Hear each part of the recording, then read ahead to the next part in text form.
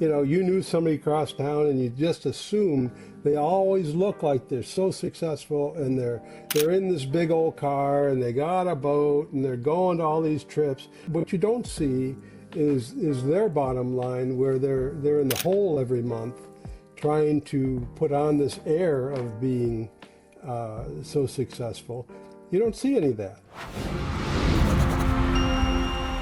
Hello there, everybody, and welcome to another episode of the Orthopreneurs Podcast. Today, I am fortunate enough to have somebody who I truly respect from the bottom of my heart, who I love from the bottom of my heart. Two-time returning champion, Dr. Lou Chmura. Welcome, Lou. Hey, it's good to be here. Last time we did this was in person, if I remember correctly, years ago. We We were. were at a Henry Schein Ortho KOL thing. And I remember we had a chance, but that was years. It's got to be at least, 6 years ago, maybe? At least, yeah. I don't remember when it was, Glenn, but it's been a long time. Well, it's overdue. And I'm really excited to have you because for those listening right now, you're going to have a peek into a combined 73 years of clinical experience. Lou has 72 of them. I've only been out 1 year. But when Lou and I get together and talk, we discuss things that probably are things you all would be interested in hearing. I'm going to offer the tough love today a little bit through this relationship. But every time I sit with Lou, if you've had a chance to spend time with him, you know that he sees things with a wisdom, and I want to say a deliberateness, right? And I mean that in a complimentary way. You see things in a very deliberate way. Because things don't necessarily shouldn't happen in your career by chance, and that's what I respect so much about you. And so, let's just have, if you don't mind, taking a minute or two, Lou, and just let people know, real quickly, the elevator speech of tell them about how you ended up where you are now. Where you went to school, perhaps what you do today, because I know what your path is a little different than many in terms of what you're doing these days. Yeah, I think along the way. So I graduated from University of Michigan, and nobody cares, right? Nobody cares where you graduated. No, but nobody does. It's well, all right. I'll bet you. The point is, they care what you did yesterday. They don't care where you went to school, other than to get your first job, and maybe there's some cachet to some patients' moms in Michigan. I'm But just the thrilled that reality you is, predated McNamara. I'm kidding. I actually did. Did you I really? did. I was Yeah. only kidding. So, yeah, there's a story I there. didn't mean it So that way, Lou. I'm sorry. McNamara was, well, Harris was the head of the program, and he didn't have McNamara there. He didn't have Moyers there. None of those guys was allowed to be part of the program. So I met McNamara as a histology professor, and then the year before the year I got in, basically, there was a power struggle, and Peter Vig was the chair, and he went to the dean, and the dean was saying, "Well, everybody's upset," and he says, "Who's in charge of the program?" "Well, you are." "Okay, see ya." And he got rid of almost all of those guys, brought in Riolo and McNamara and Moyers, and I mean these incredibly heavy hitters. People read Moyer's textbooks. McNamara is like so well known, and yeah, he was my clinic director when I went through. Yeah, That's amazing. so yeah, I actually did predate him. He was there for years and years and years. I was only kidding when I said you predated him, but in fact, you did. So, folks, take that right there alone. He just established his clinical cred. Okay, his clinical street cred has just been. He trained under Moyers and McNamara. So you got you got the street cred right there, Lou. But you said people don't care about what used to happen; they care about yesterday, right? They care about today. Yeah, I mean, it really, they care and they don't. I think people get at the shiny object. Oh, so and so is making 10 million in their practice, or producing 10 million in their practice, and I tend to be the guy that's looking at the other way. Okay, that's good, useful information. How much are you taking home? because you could have a $10 million practice and take home 200,000. You could have a $200,000 practice, well, $500,000 practice and take home 200. One's a lot simpler to get the same end result. So what is your real end result? That's where I'm spending my time with people now. I mean, there are a lot of practices that are struggling and they don't know the right questions to ask. And that's something my dad taught me, Glenn, is to look at it every which way and come up with the right question. And once you got the right question, often the answer leaps out at you. Yeah, and But that's a we're waste asking the of wrong time. questions. That I am not strong in that, and that's or I wasn't, and that's why there's a great book out there called QBQ, the question behind the question, because we often Yes. ask a question, and that's not real. Someone will say to me, "Hey, what do you want for your life?" And they go, "Oh, I want three practices. Why?" Well, I have two right now, and I feel like I need to have a third. Why? Well, because I want to have more production. How are you going to get more production from having a third practice? Well, I'm going to have another. Well, is your overhead going to go up considerably? Yeah, but does this align with what you want in terms of life and time and balancing? I mean, all too often, I think that orthodontists who are, and I say this to everybody, are smarter than me, are often more accomplished than I'll ever be. Uh, they got there with brute force and intelligence and feel like they have all the answers and they're going to solve it on their own. And we'll get there in a minute. But let's go back for a second and talk about egghead ortho, because the natural evolution of you wanting to help people is egghead ortho, right? Yeah, and that was actually started a long time ago, probably in the 2000s. It started with laser training. I was one of the earlier ones to do laser training. And what I found is people were getting lasers, or I got a laser because somebody went to the course with Sarver and Sarver said he was using a laser. That's why I got a laser. It wasn't too long, Glenn, before I realized I didn't know what the hell I was doing. And I, it was not ortho, it was perio. And I had to go look it all up. And after I did, I thought, oh, well, this is pretty straightforward. I then organized it, which is one of my skill sets Dad taught, was to take all this complicated thing, break it down into little pieces, throw about half of those pieces away because they don't matter, and put the others in a different order. And what's the best way to do this? And that's what the laser training that I did was about.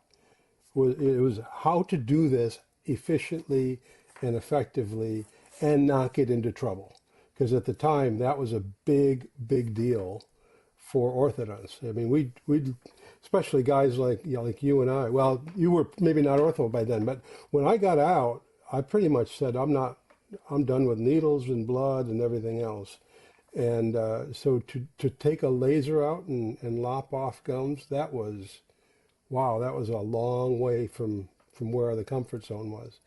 Oh, But I yeah. realized it was just another process once you understand it. And that's why I went through the training and I got advanced certified. I think I was either the first or the only orthodontist that's ever had advanced certification through the ALD.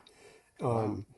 But, that's not what it's about. That's why I'm saying people don't care where you went to school.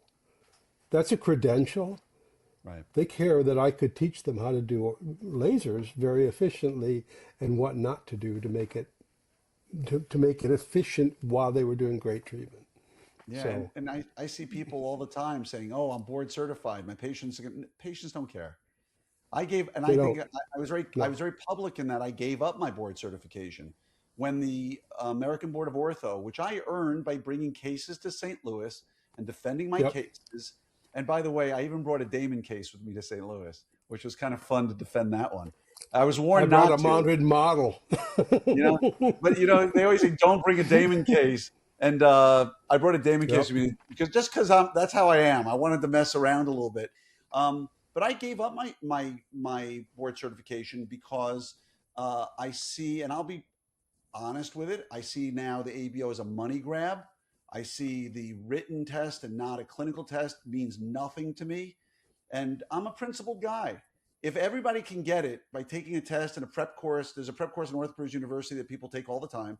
If they can take a prep course and pass this test, and it's generally a formality to get money, I don't need it. So I kind of laugh when I see people saying, "Well, I'm a board certified orthodontist." Yeah, good for you. I'm proud of you. And nobody really, but even if you are, nobody cares. You know, the patient who cares that I was board certified ortho is probably going to be my biggest pain in the butt in my practice, more than likely. There's some truth to that. And they came to me because the moms at that school like their kids being treated by me, and I'm nearby, and the moms have heard decent things about the practice, and that's why they come. They don't care that I'm a top 1% Invisalign provider, or that, I mean, we advertise this stuff, but what you help orthodontists with, I think, is even bigger, because we were talking before we started recording. If I were to ask people who are listening right now, and said, I'll give you $100, which I'm not, making it clear. I'm going to give you $100. All of a sudden, we get about 10,000 downloads a month. So multiply that one out, right? I don't need to give away $1 million. But if I said, I'll give you $100 right now, if in 10 seconds or less, you can tell me what your 3-year plan is, right? If I said, in 3 years, where do you plan on being in terms of your family, your practice, your life, your balance? Give me that in, I'll say 30 seconds or less. Give me what exactly, with clarity, with detail of what you plan. I want my practice to be this big, doing this much production, with this kind of overhead, with this many team members, doing this kind of ortho, and taking this many days off a year so I can do this with my family. And like, if you don't have that kind of clarity in your life, folks, Lou Chmura is the guy you should be talking to, because the old saying, if you don't know where you're going, any path will take you there. That's from Alice in Wonderland. So, Yep. Lou, I'll let you take it over from here, because I'm willing to wager 99% of the people listening right now, they'll tell you, well, I have a goal. I can't articulate it off the top of my head, which means they don't have a goal. Agreed. If you have a goal, it should be written and be clear. I guess I would, from what you said, Glenn, I would actually step back a step, because if you listen to what you said, it was, I have a goal for my family and my kids and my practice. And then you said, if you don't know, and then the next thing you did was list all kinds of stats for your practice. And I would say that's where we all get into trouble, is we think practice first. And I would upset that apple cart. I would say it doesn't have to be practice first. The practice is a vehicle to get you all the things in life you want.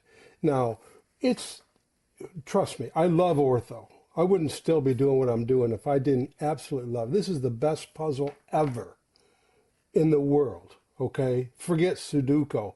This is amazing, the amount of complexity that goes into this game that we play.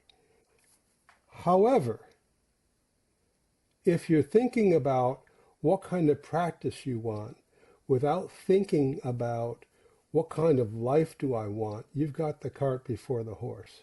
So I've got a client who really is not fired up about owning a practice, but wants to work in the airway space, wants to work 2 or 3 days a week, is the primary support for her family, wants to be home with the kids.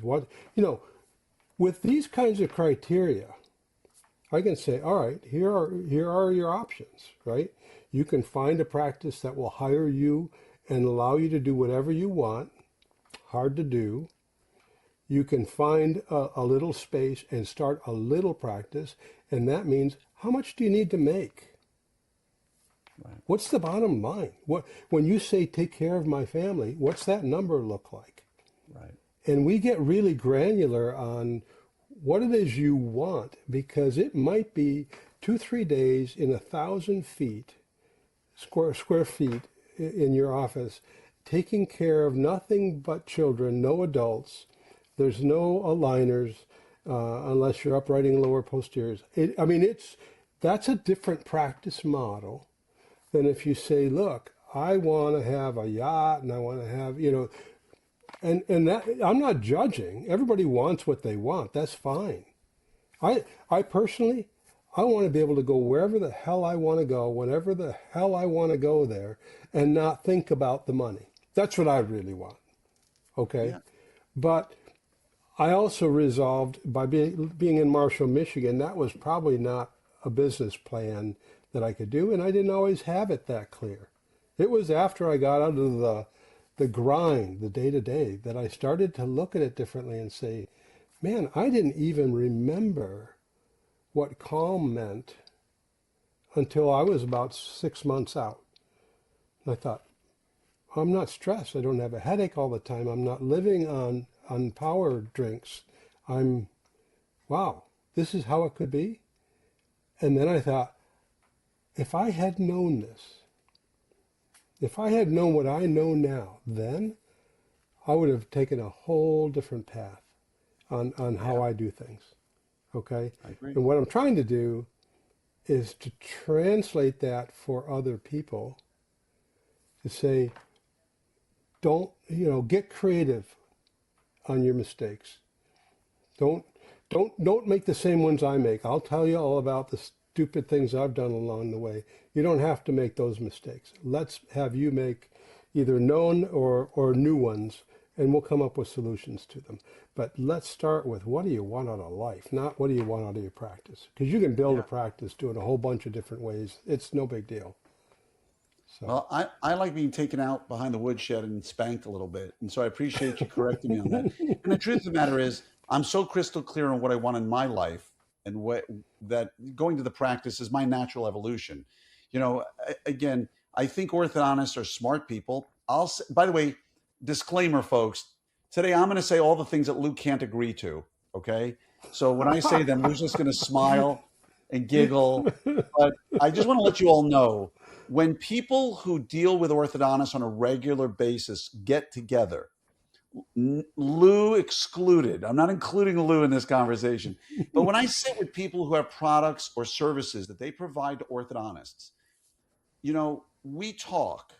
And the same way two orthodontists will get together and complain about, oh my gosh, I can't find a good staff member these days. They can't spell properly. They ghost us at work.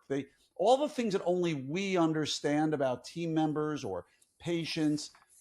Those of us who deal with orthodontists on a regular basis, the same things happen behind the scenes. We talk about what it's like to deal with orthodontists because, folks, you may not want to hear this and you may not be one of them, but orthodontists are typically worse in how they deal with people than the worst patients they complain about, right? And there's so many ways we can talk about that. But even moreover, don't laugh, Lou. You're not allowed to smile, otherwise you're agreeing. I'm just making it very clear. But anybody who I'm works with orthodontics, agreeing. We shoot ourselves in the foot all the time, and we don't even see it. nope. Okay. But there's a reason why I think, and I just want to throw this out there real quick. Orthodontists are very smart people who got where they got because they had a plan, they worked towards it. Very few orthodontists said, I went to dental school and things just came easy. I was number 3 in the class, didn't really study that hard, didn't really have to worry about clinic. It just automatically occurred. And in a class of 100, I was number 3 or 4. And someone said, hey, you should apply to ortho. And I said, really? I don't know much about it. Maybe I should look into it. And before I knew it, I was in ortho residency. That is a story you rarely hear. The story is, I had my teeth fixed as a kid and it was a difficult impaction, and I really got a new respect for what orthos do. So I made up my mind, I'm going to go to dental school, I'm going to become an orthodontist, and I worked my tail off. And then they come out and they have, I don't want to throw them under the bus, so it's not really. Dave Paquette, a good friend of both of ours, before I applied to ortho, he said, you know why it's so hard? I said, no, David, why? He says, because they're giving you the key. They're giving you the golden key to the greatest profession that makes boatloads of money without you sweating a whole lot, without blood, without guts. It's essentially even easier than the dermatology of orthodontics. I threw that in, of dentistry. And he said the reason they make it so difficult is because they know once you become an orthodontist, you've got the best life you could possibly imagine. And I don't disagree with that. The problem is there was a great 10-step CD series I used to listen to on my way to work as a restorative dentist. I had a 30-minute ride, and I throw in CD series from Frank Spear, John Coyce, but every now and then I would put a celebrity. And John, I think it was Rick Pitino, who was coach of the Knicks at the time, Ooh. coach of college teams, NCAA champ. He had 10-step program, which sounds very kind of passe and trite, but he had really nine steps he used in his coaching to help you better understand how to live a better life. And step number 10 is what most orthodontists forget about. Because after steps 1 through 9, you built these amazing lives.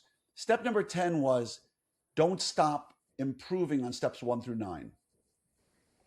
Right? You hit steps 1 through 9, you did what you got to do, you became an orthodontist.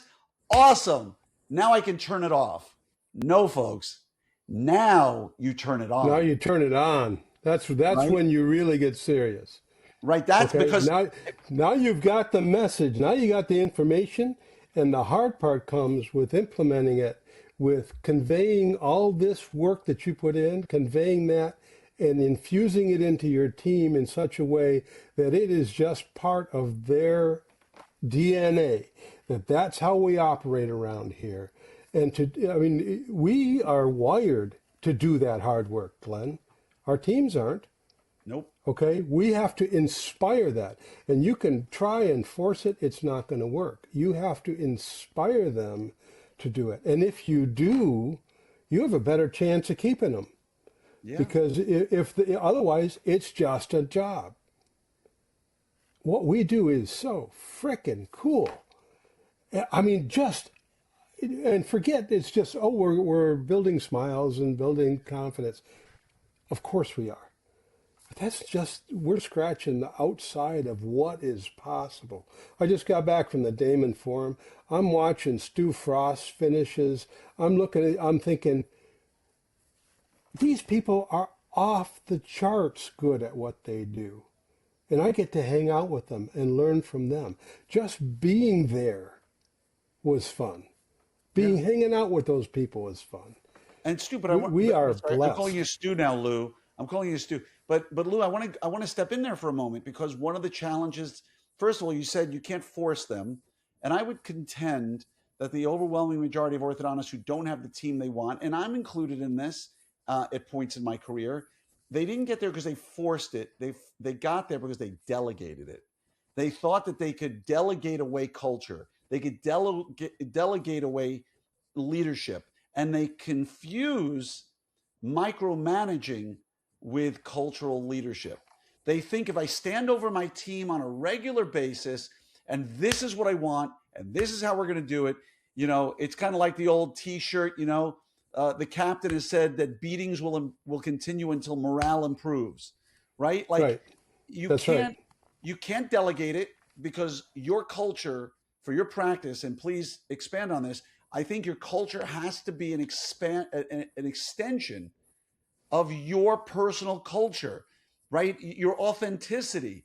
If you're a really nasty, mean person, you're never going to have a loving, happy practice.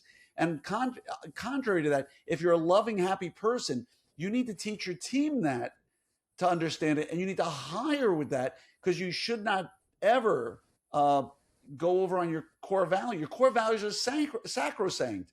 And if you hire based on your core values and you lead based on your core values, ultimately you'll have a practice that reflects your core values. And generally that turns out to be a really good thing. Sorry, Lou, I'm stealing your thunder. Take it from here, my friend. No, I agree 100%. Okay, we come up with these, in our little rooms, because we're all about this, we sit down and come up with here's what my office is going to be like. And then we come in and hand the piece of paper. This is our Constitution, and you hand it to everybody and said, read it, because that's how we're going to operate. And they're looking at it saying, meh. And you just put your heart and soul into it. And the problem is, they weren't part of it. No. They weren't part of it. So there's no buy-in. And so you can try and dictate it, but you're like Ford Motor Company in the 40s, when Toyota's eating their lunch, because Toyota's saying, we're going to go to the people on the line and ask them what they need. We're not going to do the CEO tells the vice president, tells the line supervisor. No, it goes the other way. What do you need to do your job? And what you do is you elevate people. They had to in auto manufacturing because it was a demeaning job. I mean, if you've never worked in an auto factory, and I that's have what never worked in an incited. auto factory. I can I safely have. say, I have worked in six, I believe. And I'll tell you, there is almost no greater incentive to study hard than to be I'm out in here, an Lou. auto. Lou, you just brushed over this for just a second. How did you end up working in six separate auto factories? There's a story here I need to hear. My dad was well, my grandfather was at Ford Motor Company. He came over on the boat from Czechoslovakia, eighth grade education, heard there were jobs in Detroit. So he comes up from the farm in Pittsburgh, south of Pittsburgh, so call that West Virginia, and gets a job and ends up the head of all the trades at the Rouge plant, which was one of the bigger plants in Detroit. My dad wants to go to school. And my grandfather tells him, yeah, you can go to school if you learn a trade. Okay, so dad had to go and learn a trade before he was allowed to go to college. He goes to college. He ends up at the end of his career as the head of all plastics development engineering at Ford Motor Company. Okay, so we've been Ford for a long, long time, and now my daughter works at Buick, and my son-in-law was at Chrysler, and my other son-in-law was at or our brother-in-law was at Ford. I mean, this has all been so. Every summer, I went and worked at these awful factories, and you pick this up, put it here. Put your hands on both buttons. That's so you don't lose any fingers. It stamps out a piece. You pick it up and throw it over there. Then you do it over and over again all day long, unless you're the summer guy, right? And the summer guy gets all the crap jobs from hell. To run all these machines, they have oil derricks down below, or not derricks, they're rivers, basically, these channels of oil. And so if they ever get plugged up, guess who gets to go into the plastic suit at 115 degrees with stinky oil and sweep it all up and get that's what the summer guys did. And Wow. we had these factory workers, they'd come by, slow down. Yeah, I know. I've Ah, heard stories you know, about that. oh no, they said, slow That's New York down, or State. we're going to hurt you. Right. That's New Okay? York State. Unions. You're Yeah, making us look bad. Slow down. that's exactly right. And I Which is thought, the so, worst, like the concept that people at a job are getting paid. And I'm not saying pro or anti-union. I'm just saying I've been on jobs where people have said, dude, what are you doing? Slow down. Like angrily. Because if you're going to work at oh that yeah. pace, we're going to have to work at that pace. And I don't want to work at that pace. And I'm going to be here way after you are. So if you like your legs, you don't want broken legs or broken fingers, you better slow down. That's exactly what it was. And it was worse than that because they had these cranes. They had walkways drawn out on the floor, and the cranes weren't supposed to go over. Boy, you want to see some upset people, have the crane go over the walkway. Oh my gosh, they would lose their minds. But this was what it was. If you had seniority, you got to pick the first job. Then the second guy, seniority just meant you'd been there a long time. And I thought, this is what after 40 years, I get to pick the best of a bunch of shitty jobs. Oh my gosh, I don't want that. Okay. And so I want to be the guy designing the jobs. That was huge incentive. So yeah, there's a lot of history on manufacturing, and that's a lot of my best management texts are manufacturing books. There's one called The Goal, well worth everybody reading. The goal. Okay.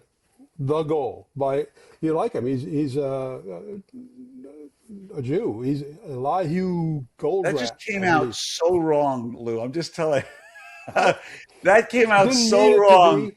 Knowing I'm you're Jewish, though, so I love that. You'd love him. no, He's a you're Jew. so avidly Jewish. My I God. am I so mean, avidly Jewish. In yeah. today's day and age, when it's not so, and that's the thing, people don't realize it's not so easy to be Jewish these days. But I am avidly Jewish and proud of it, and I'd like him because he's a Jew. There are many Jewish people I don't like. I want to be crystal clear about that. Um, Fair but enough. Okay. but going back, I want to go back to something we were talking about earlier, which relates to today's work environment.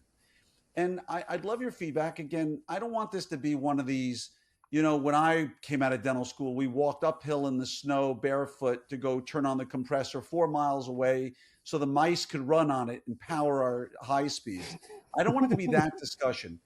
But I would tell you that in the last almost 3.5 decades that I've been practicing, there has been a palpable sense of, you can sense the shift in the way we as professional dentists, orthodontists, approach our craft and self-improvement, and the shift away from I'm going to do whatever it takes to be the best I can be at running my business or being the best orthodontist or whatever it is, to my family matters, right? I remember the days of I'd stay in the practice till 9 o'clock at night, 10 o'clock at night, working on things that I had to work on. And granted, computers have made things different so we could go home and work. But the overwhelming majority of orthodontists today that I know who speak to me, they're more stressed out than we ever were 35 years ago. There's this social media ideal that's already been scientifically proven they're chasing, that they perceive they should be something that they are not. And that applies to both parenting and professional. They don't necessarily want to get on a plane and travel to a course or a lecture or a symposium or something like that for self-improvement, and most certainly are less the in-person collegiality of the study club, of the mastermind, of it used to be you'd get together with people on a regular basis to talk about dentistry, talk about ortho. Nowadays, it's all done online. And so many people say, well, I'm not even on social media. Well, really? Then where are you getting your connection to other orthodontists in your field to stay current, to stay relevant, to stay sane? Right. And so I know I threw a lot at you there, Lou, but I would love to get your sense of where you see the current uh, focus for orthodontists that may have changed a great deal in the last 3 or 4 decades. Oh gosh, that's like the history of Western Civ. Um, While you stand on one foot. yeah, it's like, okay, there's a lot that's changed clinically, but mentality, you probably know better than I do because I know you run meetings. When I run a meeting, it's a retreat. It's 5, 10 people max, Right. and I want it to be more intimate. I want there to be more time to talk about other things and to get into philosophy of life and that sort of thing. Um, so, based on what you've said, I think it's actually a shame. Um, so let me go back to Lou Chmura and Egghead Ortho and tell you that there's not an advantage to being an egghead in high school. Okay, you're like By the way, you have most to like define egghead. There are people listening right now who may not even understand the term egghead because it's not common really. parlance. Yeah, we grew up with Oh egghead. yeah, Even at the Egghead Computer Software, the Egghead Computer Company was that chain of. But I'll tell you right now, if I said to my son, who's 21, or my daughter who's 26, egghead out of context, I don't know if she'd have they any won't idea know what. what that means. Okay, I didn't even realize that. So I had a friend. I guess I shouldn't name him, but poor little guy, nice little Southern gentleman. When I told him the name I was considering, he says, "Don't use egghead." And I said to Penny afterwards, that poor guy was most likely to get a swirly in high school. Okay, Yeah, because when we think about when I think about egghead, I think about thinking deeply through problems and kind of geeky. And honestly, that's kind of who I am, Glenn. I am not I'm not the MC of a meeting. I'm not the guy. I can organize meetings, don't get me wrong, but I'll be the guy in the background acting like I'm helping out, even if I'm in charge, because right. that's how I'm wired. Um, I've learned to be more social, but in the office, I hired for that. I realized my gifts weren't there. My gifts were elsewhere, and I was really good at the things I did, and I hired for the other stuff. So that doesn't answer your question about getting in person. Let me go there though, because Yeah. I have a business coach. I almost always have a business coach throughout. Even when I'm coaching people, I have a business coach. Same here. And Leah said to me, Lou, I've got the greatest job ever. I get to just go around and love on people.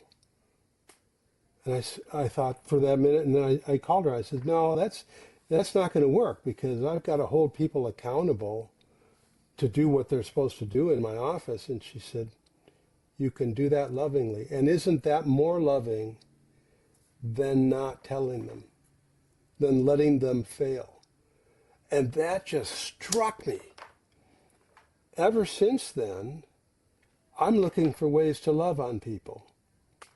And as a result of just that mental change in my head, I'm paying attention to the people that are serving me on a plane, or that I could see they let me go before them in a line, or and I just make it a point to go over and say, if I see somebody and they might have green hair, which is not really my taste, but they did it in a classy way, I'll tell them. I said, that is really creative. I find something to be nice about. And for an egghead, that's the antithesis of egghead. For anybody who's wants to know an egghead, Sheldon is an egghead. Okay, It's from defined. I looked it up when you said it because I know what it is, but they yeah, define it as a highly intellectual or academically driven person, right? right, Someone, but we used it in sort of vernacular as somebody who was a nerd. They were all about learning. They weren't an athlete. They weren't in the cool kids club. An egghead is just right. somebody who's focused on nothing but school. Yeah, basically, yeah. That you're always in your head and you're a little bit autistic, and that I was never that, but I would tend toward that because I thought algebra was really cool. I was that kid that the second day I'd raise my hand and say, "Hey, didn't we cover this yesterday?" I didn't even realize I was ticking everybody else off. Mm. Okay, That's I an just egghead. didn't even know. Oh, that's an egghead. But the advantage is, well, I think it was Gates that said, "Be nice to the nerds because you'll probably end up working for one." Yeah. Okay, and that's kind of where I've ended up is people work for me, and I've learned to compensate for that part of what has always been part of my life. And I'll tell you what, I think people generally like to work with me. Okay. Now, back then, not so much. So, egghead is that deep thinking, but it's also kind of a joke on myself, if you will, right? It's me making fun of my weird tendencies. That's good. But you did say something really interesting, which was a little bit of tough love here and there to tell people, what they need to hear, right? That if you really love somebody, if you care about somebody, which is why when I talk about the things in current trends in ortho, when I talk about what I see in orthodontists, I'm the guy, probably a little different than you, who gets tons of DMs. And please, people, continue sending me the DMs when you're struggling. People say, Glenn, I'm having a really hard time with this. I'm having a really hard time with that. I'm really stressed out. And I get them, and I get them on a daily basis. And I know what's going on behind the scenes, generally speaking, in the ortho community, because I'm the one who's getting these messages. And I would say orthodontists have become increasingly stressed out over the last decade since orthopreneurs started.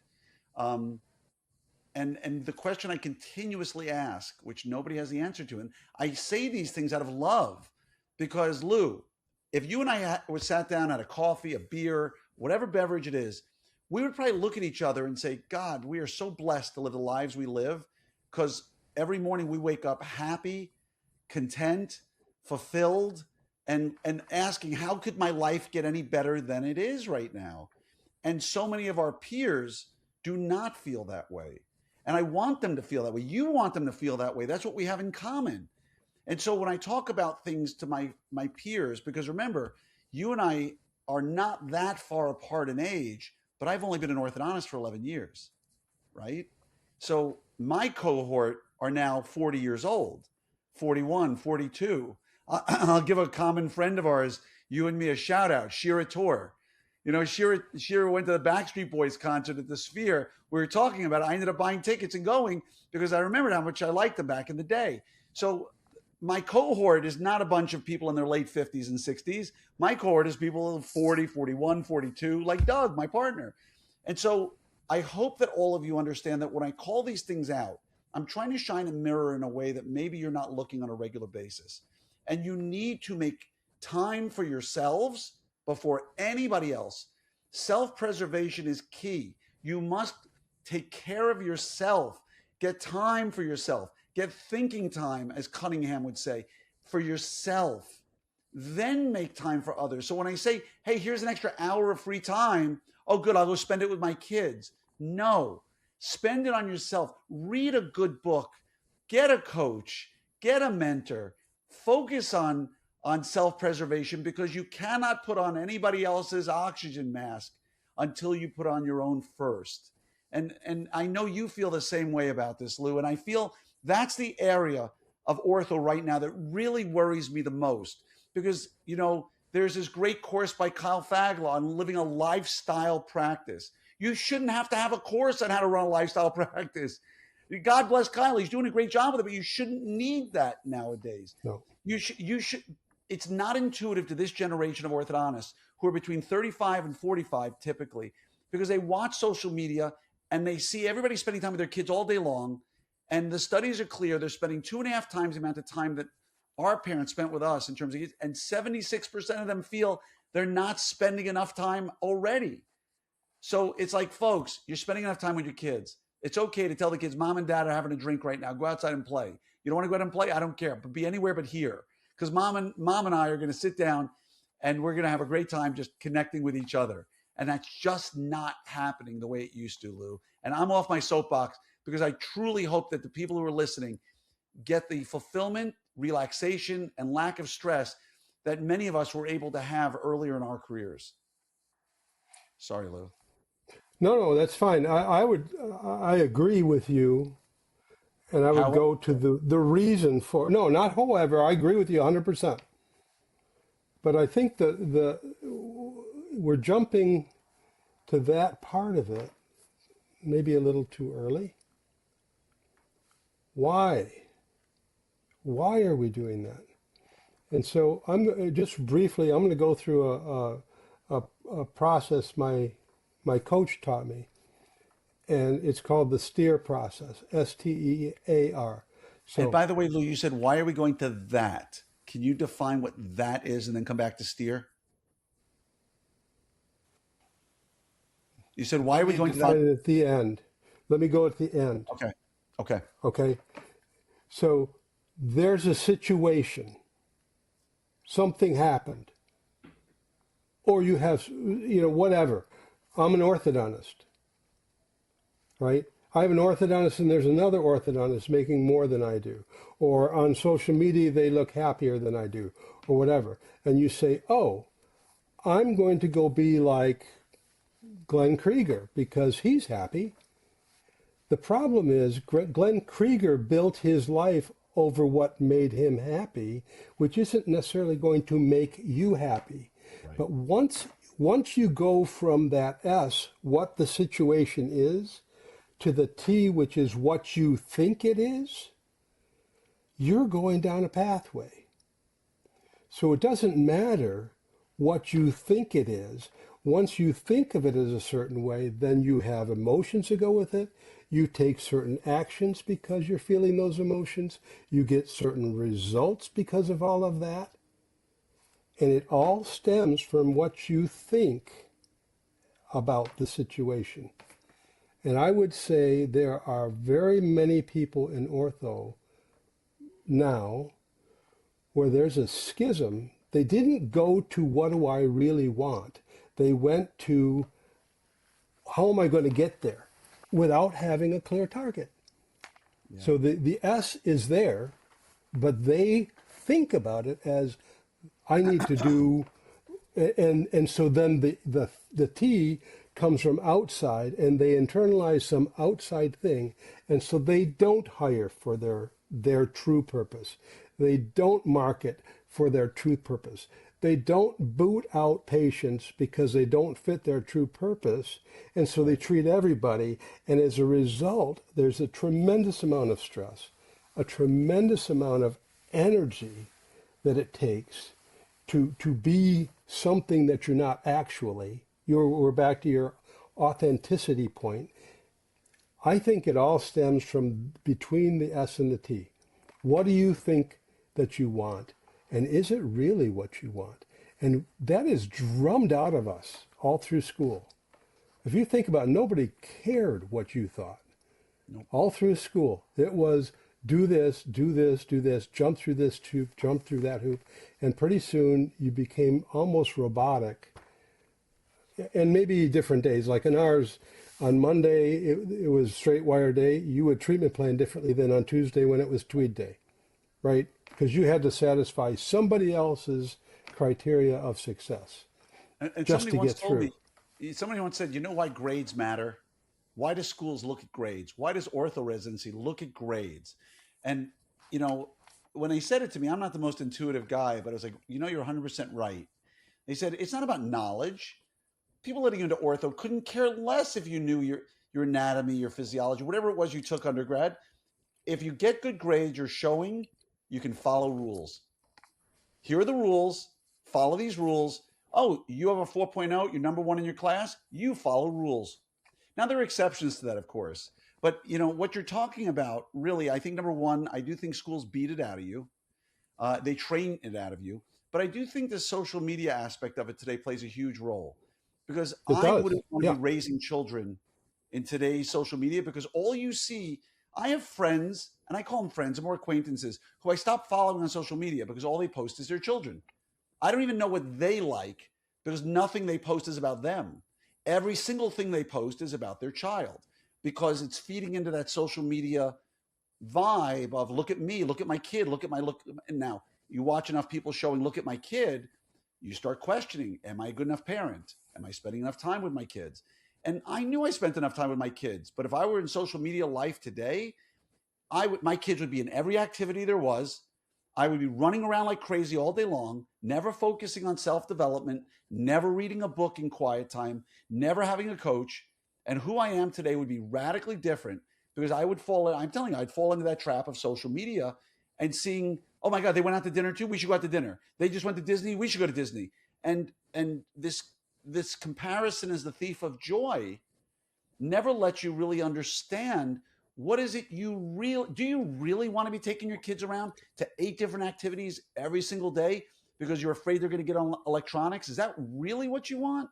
You were talking about something that really just jumped out to me, was the old movie City Slickers. You remember that with Yeah. Billy It's Crystal? that And one thing. one thing, Yeah. you know, what's the secret to life?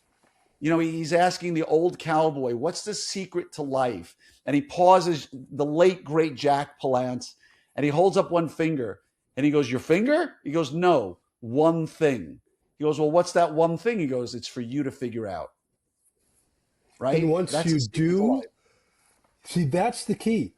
Once you do, everything revolves around that. That becomes your version of the Constitution. That is, every time you go to make a decision, you go back to the Constitution. Does that fulfill what my purpose is? Or is it a distraction? Yeah. Is it something that's good and gets in the way of great? And that's, if we did nothing else as consultants than to help you see, that's where we are at the what's the right question, right? If you get that answer, your practice changes. Your I don't have life to change changes. anything. Now we can then do technique after technique after technique, but we pick the technique that matches what you want, not we have this we schedule this way, or we have this office management system, or we're stuck in this idea of there's some magical thing. No, there's not. For everybody, there's a magical thing for you. There And so is. if you can figure out your magical thing, then absolutely your practice is going to get better. And And you're not even after the your life script. is going You'll to get hire the better. right people. They'll say it because they believe in you, right? That's you don't have to teach them all the scripting of what to do. It's like, again, we got the cart before the horse. Where the social media has just made it worse. It used to be the same though. You know, you knew somebody across town and you just assumed they always look like they're so successful and they're in this big old car and they got a boat and they're going to all these trips.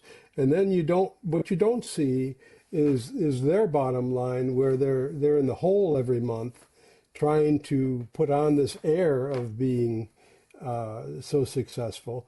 You don't see any of that. And then you try and match that, and that was never your jam. We want to Lou, build you or around your jam. or they're very, very successful financially and very poor in all the other places, right? It is possible to make low. We know, you and I, I'm sure as well as me, we know people who make a great living who are miserable, right? They never get Yep. time for themselves. They never get to sit and think, and as you get older, folks, there's a great book by Arthur C. Brooks. If you haven't read it, Lou, it's worth reading. It's probably the most impactful book I've ever read in my life, and I've read a fair share of books like you. Um, I think I'm going I to think send you it, Lou. posted it the other day, right? I did in RD. I posted it. I'm going to send Yep. you a copy, Lou, as a gift from me to you because I Oh, want this cool. impactful book. I want you to remember me when you read this book. And for those of you out there listening, it's called From Strength to Strength, written by Arthur C. Brooks, a social scientist. Um, he's got the chops, okay, folks. He was world class French horn player who ended up going on for I think some sort of degree in one of the top schools, and he was in a think tank. And I mean, the guy's a brilliant thinker. But what he really tries to boil this book down to, and it's really worth reading. Don't listen to it, read it, and bookmark it. Because I go back every 6 months to a year and read my bookmarks in that book. It's that strong. Um, and he basically breaks it down. There's two kinds of intelligence. There's fluid intelligence and crystallized intelligence. And the fluid intelligence is knowledge, it's learning, it's innovation. And the crystallized intelligence is the wisdom. He describes it that knowledge is knowing that tomato is a fruit, wisdom is knowing not to put it in a fruit salad, right? And so innovation, our fluid intelligence peaks. Nobody here wants to hear this, but the science is very clear. In the neuropsychology world, they know that your peak of fluid intelligence is in your 30s, maybe 40, right? And after that, innovation starts to decrease considerably. Your ability to continue innovating at the same level and performing at the same level you did when you were 35 starts to decrease considerably, particularly in fields like ortho, which are cerebral, require hand skill. Um, and you're not going to be the same orthodontist at 75 that you were when you were 35. You may have accumulated more wisdom, but your ability to problem solve is not going to be the same. You can argue all you want, folks. That's proven science. So his point is what he doesn't want to see for all the people, and the reason he wrote the book is because once you hit your 40s, you are in decline. You are. There's no way around it. We know this for a fact. It may not be noticeable yet, but there will come a time where it is. And he's sitting on a plane in first class listening to somebody speak behind him in the book, who is, he describes as somebody everybody knows, a very famous man. And he's listening to this elderly man who was once, every house in America basically knew this person. He doesn't want to mention the name. And he's saying to his wife, nobody listens to me anymore. I can't make a difference. Nobody cares what I have to say anymore. I'm useless. I'm nothing. And he says, the more driven we are in life, the more we achieve in life, the more we're setting ourselves up for that in the second half of our lives as our fluid intelligence starts to wane, because we're not going to be able to keep innovating the way we did. And we are going to fall through the cracks. But his point was figure out how to take the crystallized intelligence and turn it into the second chapter of your life. Make it about wisdom, exactly what you're doing with Egghead. You're taking all the wisdom you've created and you're imparting that to others, which is literally almost word for word what he talks about in the book. And if you can find ways to do that, people, not surround yourself with things, because it's been proven that doesn't do it. But if you can find a way to take all the knowledge you've developed and all the wisdom you've garnered and turn that into the second half of your career, however you want to do that, that's what keeps people happy and joyful and fulfilled until the day they die. And I'm telling you, anybody over the age of 40 needs to read this book, because it will be a slap in the face to what you think you know about aging and your plan for life, and realize that practicing till you're 75 years old might seem like fun to you, but there's going to come a point where you can't innovate anymore. And that's where you start getting a little depressed. And you see it all the time with orthodontists who've been practicing 50 years, and they're pressing harder and harder, and they won't step away, and they press harder and harder, because that's defined who they are, and there's nothing else. Nothing. And so, sorry, Lou, I just wanted to share that, because to me that book is a life changer. And I know you're trying to do the same. No, I am trying to do the same. It's intriguing, however, because I'm there, Glenn. I mean, I'm way past 40, and I agree with you in many ways, and the science obviously is there. But if you look at the chess masters, they're young, right? Yeah. They don't. They're you don't now. Some of the older guys can still play, but they're not making the brand new stuff. They're not the ones innovating. Totally agree. But they're the ones writing the books. They're the ones, they can teach it. They can show it. That's right. They've collated all this data that they can share, which is exactly what you're doing with Egghead. You're helping. Exactly. You're helping Because take the wisdom. and you could make the case, oh, he's not innovating, but I mean, geez, oh, Pete, I've been doing sleep stuff since 2012. I mean, and now I was already pretty old by then. You know, it can happen where you come up with ideas because of the principles, right? I don't think you make up new. There's a great book called The 7 Habits of Highly Effective People. Stephen And Covey. basically what he looked at was the last 200 years prior to that of self-help literature. And what he found was the first 150 years was all about principles. And the last 50 years was all about technique and manipulation to get what you wanted. And I would say, for example, Kentucky Fried Chicken, he started when he was 60. Was that an innovation or not? Okay, there are outliers. And Glenn, I intend to be an outlier. Okay, I'm living my life with the intent that I am going to be an outlier. I want to be thinking differently now than I used to then. Now, that's with the wisdom and all the principles that I've learned along the years. But man, I think there's still possibilities if you force it. If you keep on looking at things differently, you can still keep some of that innovation going. Not saying the science ain't there. I believe you, and I'm going to read it. But I would love to see people be satisfied, whatever part of their career they're in, and to see them in this country that's still the best country ever, that was ever developed, and in this profession, which in my opinion, there is no better profession, and feeling unfulfilled. That doesn't have to be that way. That's what I really want to stamp out, is I want to help people see, man, we are blessed and highly favored, and how can we continue that? And how can that be the way we live our entire life, and we retire in practice instead of working for the man until, and it turns out we're the man, you know, our our T is the man, right? And if we stop thinking these dumbass thoughts that we think and change our thoughts about it, our paradigms change, all of a sudden, man, we start to realize how blessed we really are, and we develop the practice that allows us to get exactly the life we want. Amen.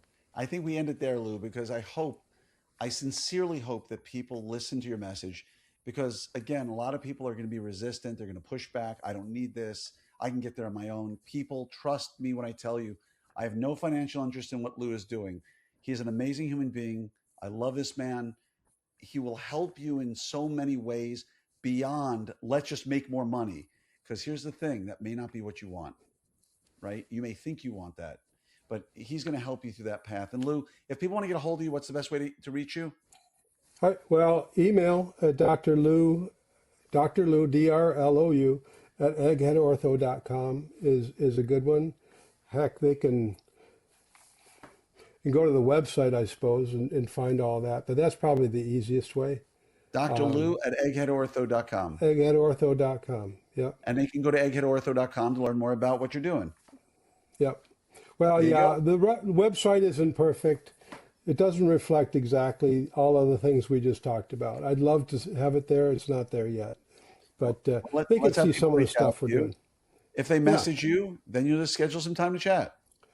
That's right. And that's what we do. I just talked with a young lady, and we spent an hour. And at the end of it, I said, yeah, here's your question. If you answer it this way, call me. If you answer it this way, you don't need me. Okay. Well said. Lou, I want to say thank you for being here today. Thank you for all you've done for our profession for so long. And again, I will contend you don't need to be innovating you personally as much as just connecting the dots, taking the wisdom you've garnered and knowing that A and B lead to C and letting others see that along the way, which I think you're amazing at. And so looking forward to the next time we connect in another 6 to 8 years. Oh, God, no. Let's not wait that long. No. Lou and I connect more than every 6 to 8 years. We just don't get them on the podcast every 6 years. Thank you so much. Say hello to your lovely bride for me and just have a wonderful day, my friend. Thank you, Glenn.